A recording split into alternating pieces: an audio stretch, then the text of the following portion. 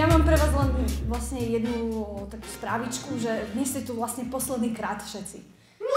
To je všetko. Nie, vážne, to nie je všetko. Ja vám to vysvetlím, lebo všetko so všetkým súvisí a všetko s každým a každý so všetkým súvisí, ale vidím, že vy to asi nechápete. 99% sa na mňa tak pozerá, že nechápem, o čom tu hovoríš. No dobre, to 1%, to som iba ja. Ide o to, že keď som bola malá, ja som robila fakt, že asi všetko. Ja som chodila na všetky možné krúžky, kamarátky hovorili vždy, ja musím ísť na klavír, ja nechcem, mňa tam prihlásili. Ďalší hovorili, ja musím chodiť na judo, mňa tam tiež prihlásili.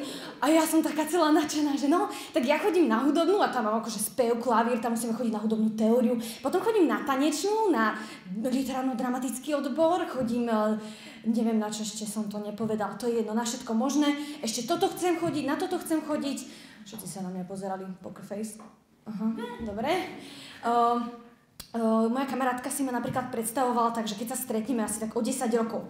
Kati, počuj, my sa stretneme, ty budeš mať takto hej drdol, budeš mať sako, hej, stupničku, všetko, tip-top, topanočky, prídeš, budeš telefonovať a ja len, Kati, nie, ty telefonuješ, vyťahneš druhý mobil, kým sa spamätám, už telefonuješ, už vybavuješ 3 telefonáty zároveň. Keď dotelefonuješ, asi takých 10 minút, že no Kati, počuj, mohli by sme skočiť na pivko, nie? Však dlho sme spolu neboli. Tak vyťahneš jeden adresár, teda druhý debilniček proste, lebo do jedného sa to proste nezmestí. A vraví, že no, vieš čo, tak o mesiac, nie, tak maj by to mohol byť. Tak si vravím, že fajn, no lenže vtedy som ešte nevedela, že až ten ďalší rok. Asi takto by som nejako mala vyzerať, no ono to bolo všetko super, až kým mi nezačali všetci závidieť. A začali mi potom akože zo závisti hovoriť, že ja to nikam nedotiahnem, lebo však ako čo s týmito umeleckými vecami, kam to speje proste, to si nezarobím takto, hej, ako umelec. Tak sa rozhodli, že nejako na mňa zaútočia a povedali, že no, nie, proste týmto ďaleko nezájdeš. A ja som si povedala, dobre, tak ja sa schopím a ja vám ukážem, že ja niečo dokážem. Povedala som si, ja neviem, čo bude také dobré teraz. Kapela, je to síce umenie, ale kapela by bola fajn.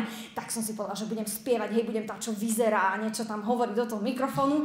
Tak sme si ako zohnali nejakých ľudí, zohnali sme si aj nejaký taký kamrlíček, kde sme začali nasvičovať a aj všetky tie veci, také tie na stenu, čo treba akože proti húku a tak, neviem, ja sa v tom nevyznám, ja som len spievala. A keď už nám susedy nadávali, aký sme hluční, tak som si povedala, že áno, toto je tá cesta, toto je ono.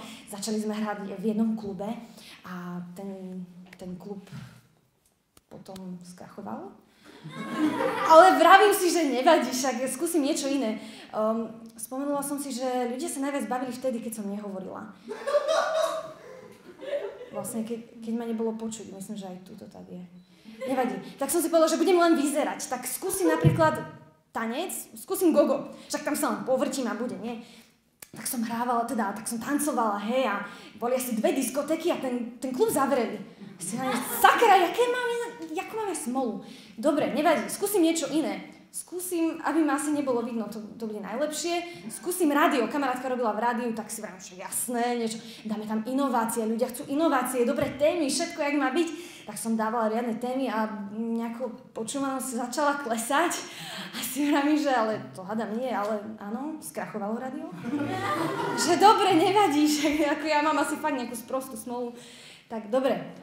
Skúsime niečo iné, kde ma není vidieť, počuť, skúsime noviny, hej, tak začala som písať článočky, všetko, čo ľudí zaujíma, proste, aké kľúčky sa hodia ku ktorým dverám a ako vplýva na psychiku človeka, ja neviem, parenie mačiek a podobné veci. Všetko, čo ľudí zaujímalo, som písala, ale tie noviny vydržali asi rok po mojom vstupe do nich, hej. Až na to, že asi 3/4 roka to žilo len na tom, že sme si tie noviny kupovali my, zamestnanci. A aj upratovačka musela. Fajn. Dobre, vravím si, že skúsim niečo tak všetko pospájať, hej, nech ma vidno, počuť všetko. Tak som tu. Aha. Teraz už asi viete, prečo ste tu posledný krát?